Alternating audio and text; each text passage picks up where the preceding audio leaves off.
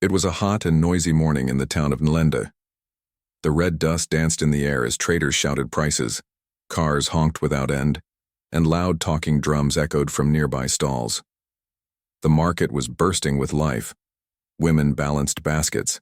On their heads, children ran between legs, and the scent of fried plantain and fresh fish filled the air.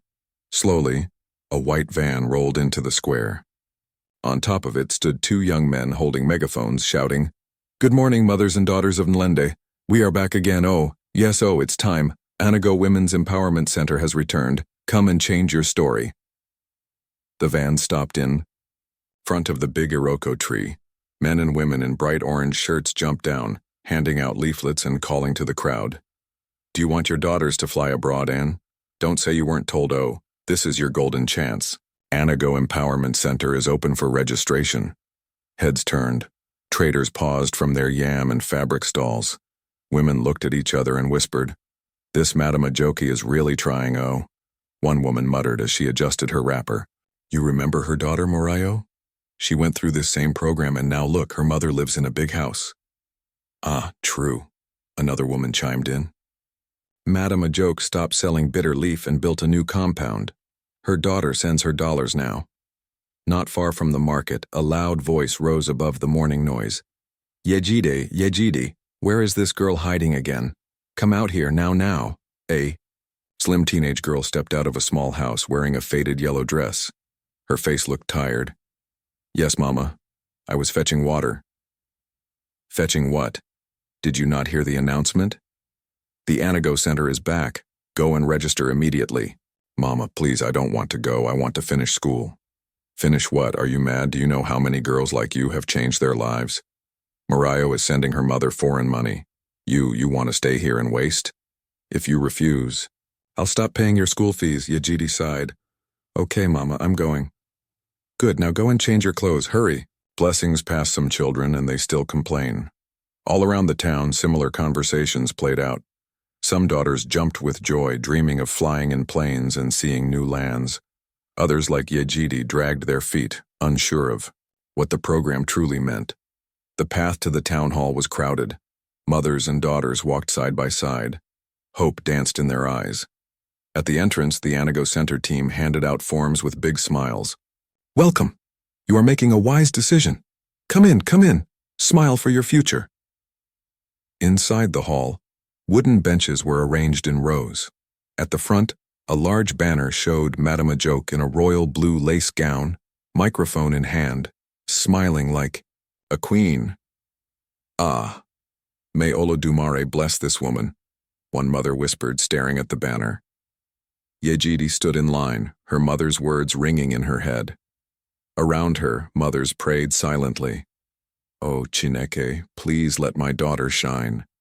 Let her fly abroad and remember me." Once registration ended, the Anago Women's Empowerment Center became the heartbeat of Nlende. The building was well arranged to accommodate both students and those who had dropped out. There were two types of classes: academic lessons like English and arithmetic, and hands-on skills like tailoring, baking, and hair weaving. Saturdays were the busiest. By sunrise, the training rooms were full of girls aged 16 to 18, eager to prove themselves. They sat neatly in rows, holding notebooks, staring up at the portrait of Madame Ajoke. One day the tall doors opened and in walked Madame Ajoke herself. She wore a long green wrapper with golden beads around her neck and arms. Her voice silenced the room. "My daughters," she began, holding the mic, "I created this center to give you a new path. Many girls have passed through here and today. They work in big places or live abroad. Some even feed their whole families." The girls nodded, wide-eyed. "But listen well," she continued. "Only the best reach the gold level. That is where the real blessings come. The chance to travel, to build something great. This place is your ladder to a brighter tomorrow." The girls clapped. Their hearts burned with new hope. Classes began that Monday. The center buzzed with life. Each day the girls returned home showing off little loaves of bread, stitched fabric pieces, or small braids. "Mama, look, I made this," they would shout. "Ah, see my daughter, oh," mothers beamed. "May the ancestors bless Madame Ajoke." One Saturday, a baking contest was held. A girl named Nkiru outshined everyone. She was graceful, fast, and her bread smelled like heaven. At home, her mother, Madame Temi, couldn't stop smiling. Imagine, you almost refused to go. Now look at you, my baker. Thank you, Mama, Nkiru whispered. 6 moons passed. The girls fell into routines. In the baking room, a quiet girl named Bisi often kept to herself. Small and shy, she lived with her stern aunt, who rarely smiled. But deep inside, Bisi dreamed of becoming a healer someday. One warm afternoon, she raised her hand. Please, Ma, can I go to the restroom? Go, the baking instructor nodded, but return fast. Bisi joined the line outside the restroom, one hand on her belly. Time crawled. Finally, the door opened, and Nkiru stepped out. She walked quickly, face covered with a scarf. Her steps were too sharp. Something felt wrong. Bisi entered the small space. It smelled of soap and ashes. But in the corner near the window, something shiny caught her eye. A syringe. Her breath caught. Why was that here? This was the students' restroom. The nurses had their own area. Before she could think, the door creaked again. Nkiru walked back, and she didn't speak. She didn't look. She snatched the syringe, stuffed it in her bag, and left. Bisi stood frozen. Her hands felt heavy. Her thoughts spun. Why would Nkiru need that? Should she tell someone? Or maybe it was nothing. Phones weren't allowed in the center. No one could record, call, or browse. It kept them focused, they said. Days later, a woman named Nurse Omalara came to give them a lesson about their bodies. She spoke with kindness. Girls, your health is powerful. When you understand your body, you unlock your destiny. The room listened, quietly. You see, having your monthly cycle is not just about pain, it is a gift. With it, you can plan your life, reach dreams, and even become someone important. Some girls whispered among themselves. I never knew my period could bring good things, one said. Omalara smiled. Yes, it can. But you must trust us. We are here to guide you. Your safety matters. A girl raised her hand. Ma, does that mean we shouldn't allow boys to touch us? Laughter filled the room. Partly, Omalara chuckled. But there is more. As you climb the levels in this program, you will learn deeper things. Girls nodded. Some even laughed shyly. They promised to study hard, to leave the ruby level and enter silver, to reach the gold. That evening, Bisi noticed Nkiru standing alone near the exit, holding her bag tightly. Her shoulders drooped. Her face looked dull and pale. Bisi frowned. Was this about that syringe? Before she could move, someone called her. Bisi, back to class. She jumped and hurried away, but her eyes still searched for answers.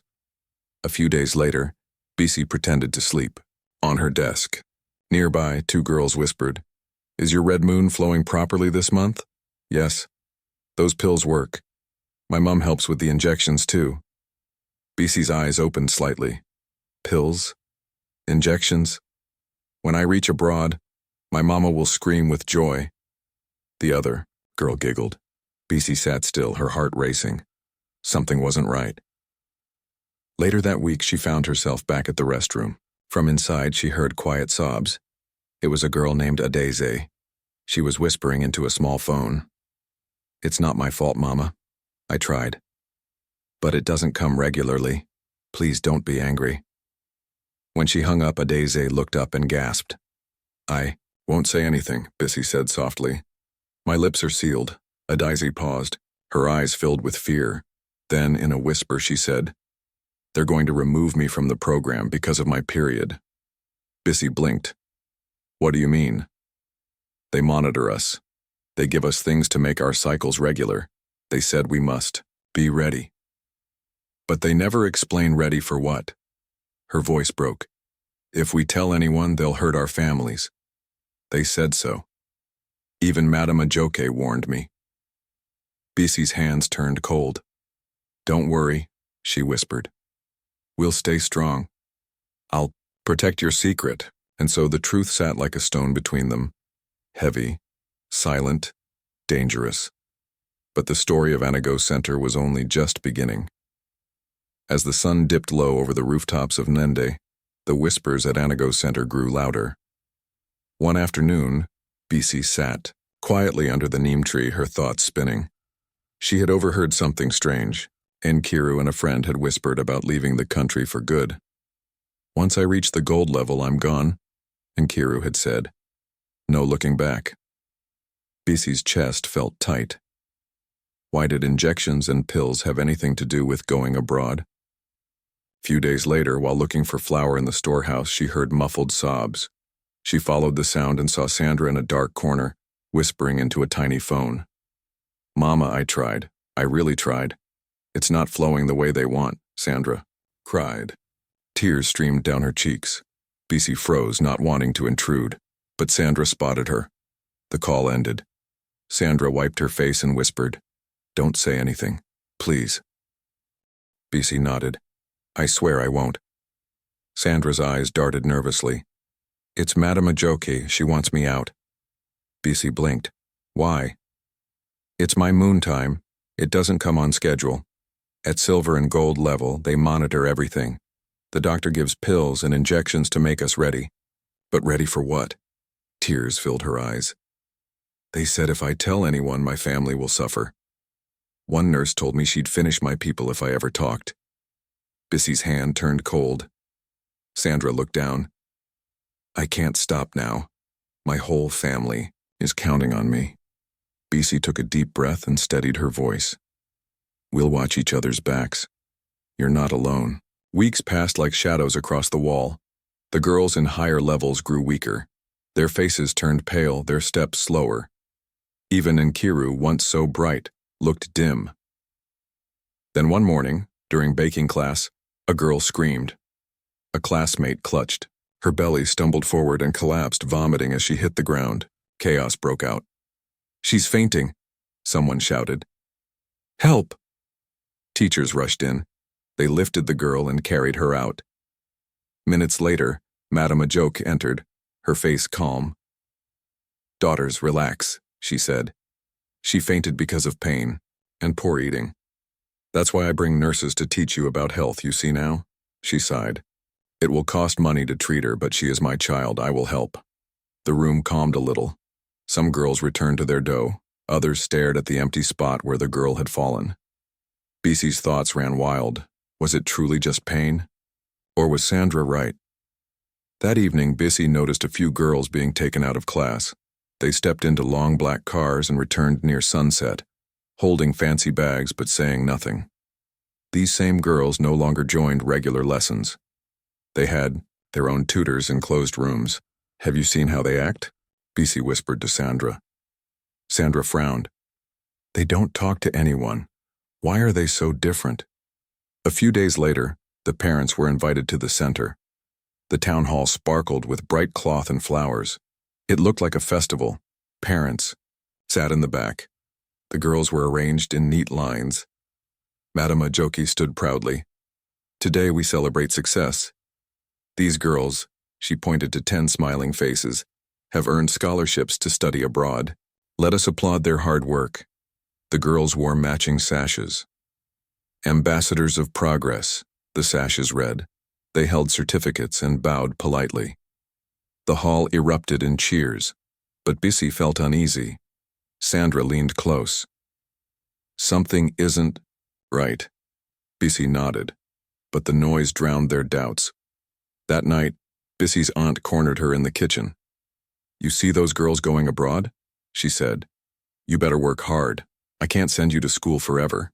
All around Nlende, similar talks happened. Parents praised the chosen girls. "Dollar is coming," they said.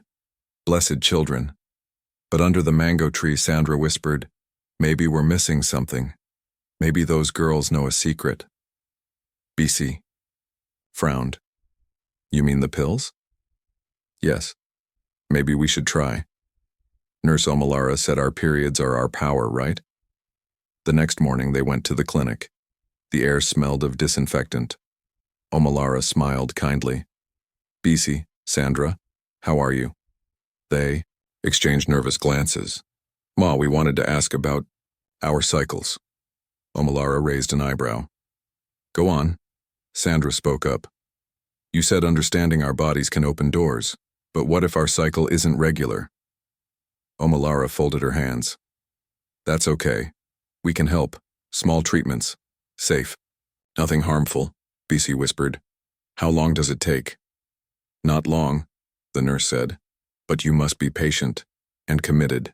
She handed them tiny bottles and slim syringes. You must take this only at the center, in the restroom, not at home. Understood? Yes, Ma, they both said. Back at the restroom, they stared at the items. You sure? Bissy asked. Sandra nodded. We don't have a choice. Hands shaking, they injected themselves. It stung, but within days, Sandra's cycle became regular. Fear remained, but hope glowed faintly. Maybe they too would be selected to go abroad. One warm afternoon, Madame Ajoki handed them sealed envelopes. Take these to the clinic, she said with a calm smile. They'll check if you're ready for the next step. BC and Sandra exchanged a glance but didn't say a word. They obeyed. The hospital building looked rich, almost glowing, with shiny glass windows that stretched to the sky. Inside, the air was cold and clean. They were told to wait. A gentle voice called their names. A new nurse named Alero stood before them, holding a clipboard. Her face carried a quiet kindness that set her apart from the others. How are you both feeling? She asked. Yes, Ma. We're fine, they replied softly. Alero scanned their files, her brow furrowed. How old are you again? 16, they both answered. Alero's fingers tightened around the clipboard, but her voice stayed even. Follow me. She led them to a white-walled room. On a small table were 2 boxes with strange, long names printed on them. Her heart pounded. These are for egg harvesting, Alero thought. But they're just girls. Instead of using what the doctors had prepared, she quickly filled each bottle with vitamin C. This will help balance your body, she said with a soft smile. Be sure to take it as I've shown you. The girls nodded. Thank you, Ma. After they left, Alero's unease grew. She rushed to the break room where her close friend Lara sat. Lara, she whispered, we need to talk. It's about the girls from Anago Center. I saw their files. They're just 16. They were scheduled for an egg harvesting procedure. Does this happen often? Lara looked around quickly.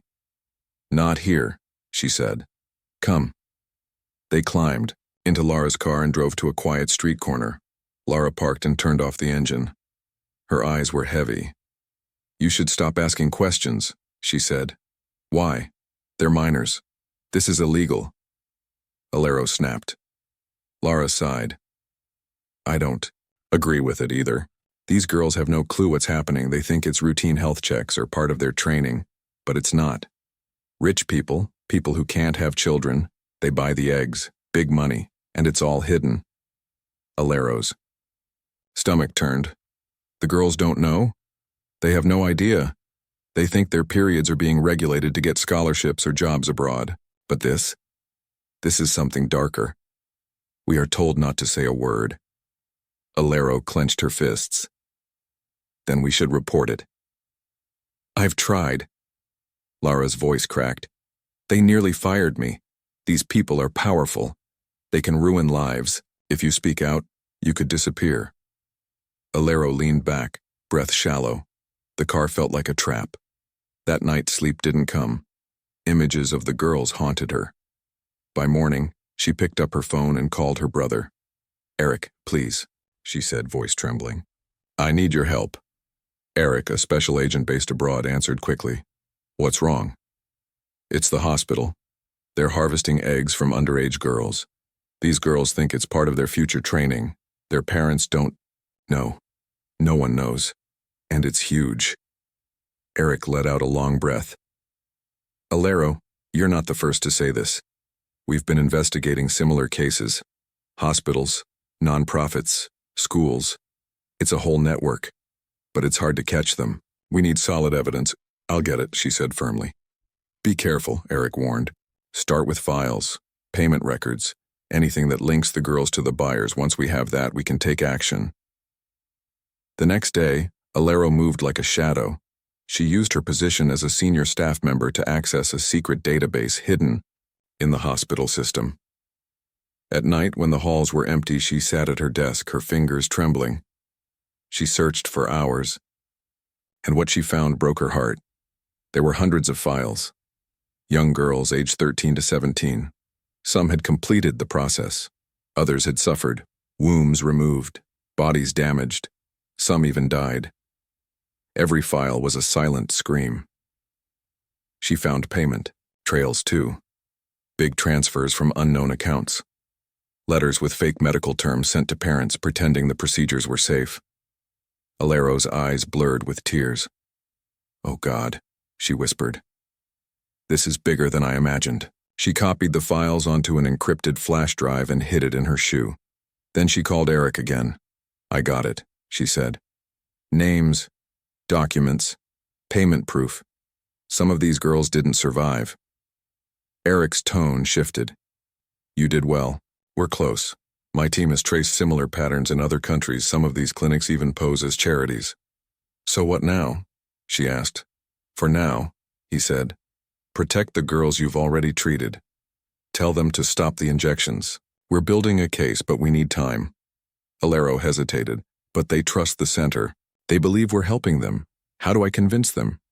"Start small," Eric replied. "Gain their trust. Show them the truth gently. We'll take care of the rest." The following day, Bisi and Sandra were called back to the clinic.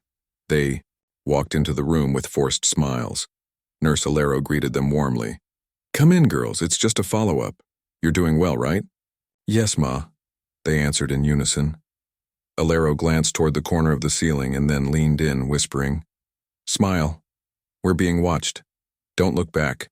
Just smile like I'm telling you something funny. Can you do that?"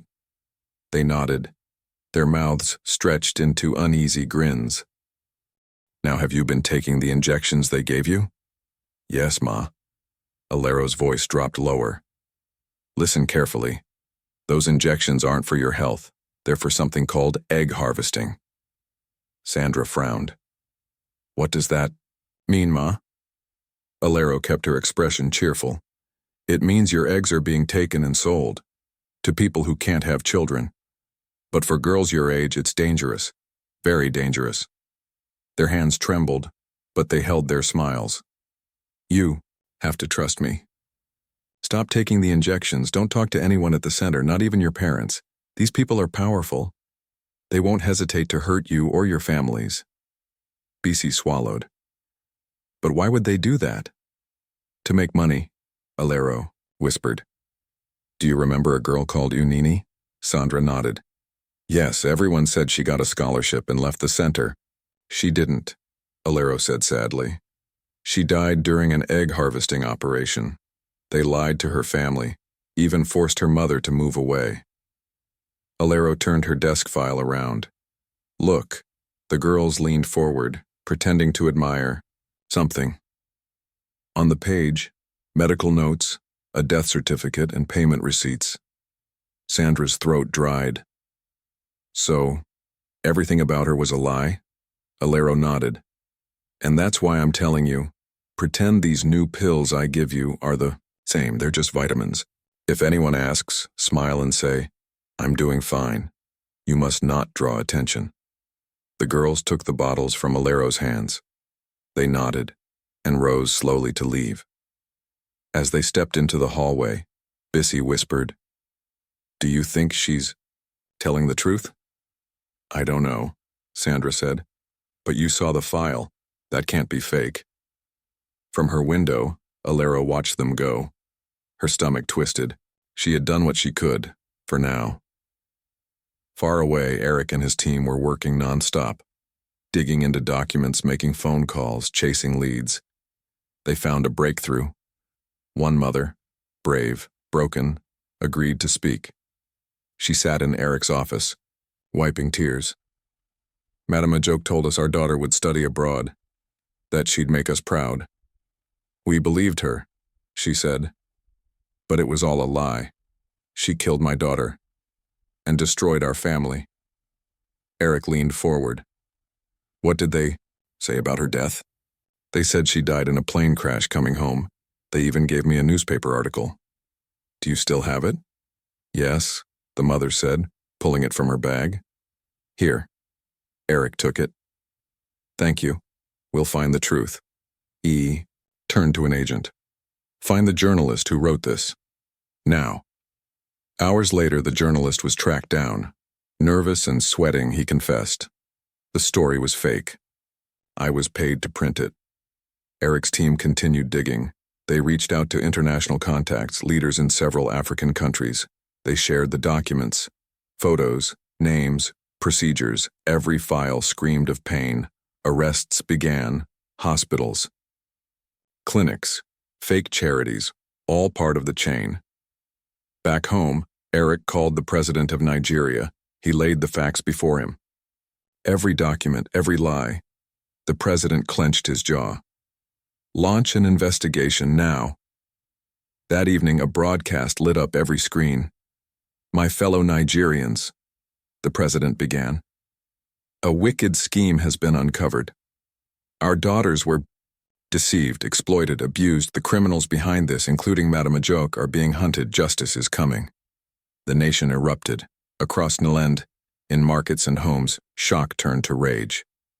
That night, a fire lit the sky. Angry villagers stormed the Anago Center. Cries filled the air. Women wept. Men shouted. They lied to us, one man screamed. They ruined our daughters. Flames swallowed the building. Ashes danced in the night wind. Madam Ajoke was arrested soon after. Her face, once praised, now filled every newspaper. With shame, she was dragged into court along with her doctors and workers. The trial began. Crowds stood outside the courtroom. Inside, testimonies echoed like thunder. Former staff turned against her. She picked the girls herself, one said. She made the fake stories, created the false plane crash, paid families to stay silent. Another wept. I didn't know what was happening at first, but later, I was too afraid to speak. Madam Ajoke stood still, eyes cold. Her lawyer shouted, "She's innocent. This is a witch hunt." But the evidence crushed every lie. Documents, bank transfers, witnesses, photos, death certificates. After weeks of hearing, the judge stood. This court finds Madam Ajoke and her associates guilty of human trafficking, illegal medical practices, and crimes against humanity. You used your power to harm the innocent. You destroyed lives for profit. The courtroom held its breath. For these evil crimes, the judge continued, you are hereby sentenced to death by hanging. Gasps filled the air. Tears, shouts, claps, sobs. Outside, the crowd roared. Justice had spoken. For the first time, Madam Ajoke's face cracked. Her mouth twitched. Her eyes burned with silent fury. She was led away in chains, from grace to grave. Alero stood far from the cameras, silent. She watched the news on a small TV. Her heart felt heavy but calm. She had done what was right. Eric called her that night. It's happening, he said. More arrests are coming. We'll make sure every last person pays. Thank you, Alero whispered. They deserve justice. Don't worry, Eric said. This is just the beginning. That same night, BC and Sandra sat under the old mango tree, the same one where they used to dream. Now they sat quietly, hands linked, hearts full. They didn't speak. They didn't need to. Because now they knew the truth. And truth, like sunrise, always returns. If you were moved by this story, click the next video on your screen. Don't forget to like, follow, and subscribe. We'll see you again with another powerful tale. Thank you. God bless you.